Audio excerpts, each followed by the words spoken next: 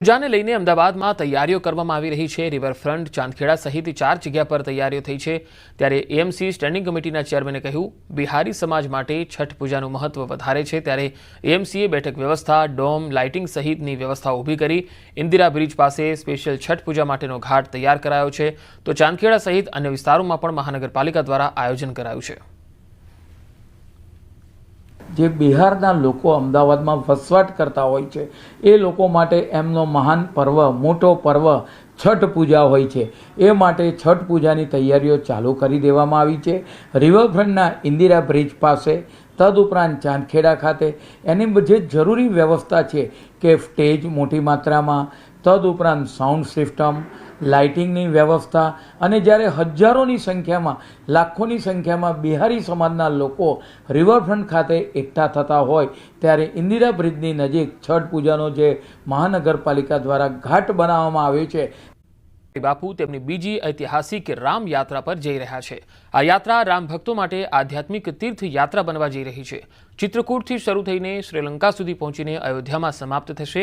આ યાત્રા દરમિયાન 11 દિવસમાં મોરારી બાપુ અને તેમની સાથેના 411 ભક્તો લગભગ 8000 કિલોમીટરની મુસાફરી કરશે અને 9 પવિત્ર સ્થળોએ રામકથાનું પઠન કરવામાં આવશે।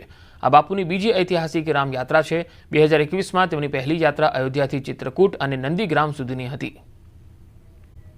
દિવાળીના મિની વેકેશનમાં બનાસકાંઠાના અંબાજીમાં ભક્તોનું ઘોડાપૂર ઉમટ્યું। અંબાજીમાં વેકેશનની સિઝનમાં શ્રદ્ધાળુઓ પણ પોતાના પર્સનલ વાહનો લઈને મોટી સંખ્યામાં પહોંચી રહ્યા છે, જેના કારણે હાલ અંબાજીના હાઈવે પર ઠેર ઠેર ટ્રાફિક સમસ્યા સર્જાઈ છે।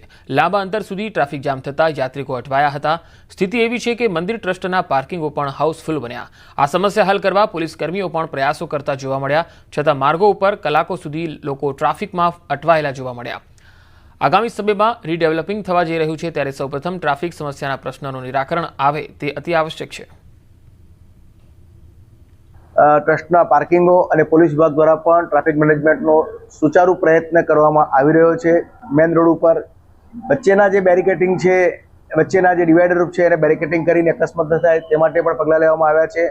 અંબાજીની અંદર એરિયા નાનો છે, મેઇન રોડ બે ત્રણ મેઇન રસ્તા છે, એટલે ટ્રાફિકની વધારે લોકો આવે એટલે સમસ્યા થાય, પણ એના માટે આપણે મંદિર ટ્રસ્ટ દ્વારા અને પોલીસ વિભાગ દ્વારા વધારાના પાર્કિંગોની વ્યવસ્થા પણ આપણે સુચારુ રીતે કરવામાં આવેલી છે।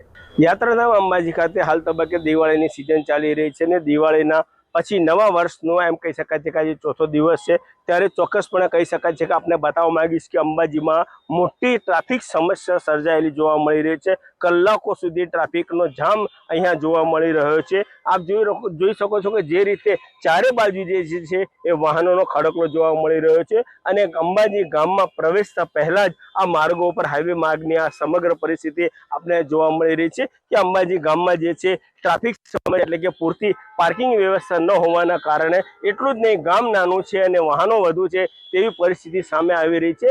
અને હાલ તબક્કે જે રીતે વાહનો જે છે તેના માટે પણ પોલીસ કંટ્રોલ કરવાના પૂરા પ્રયત્નો કરી રહી છે।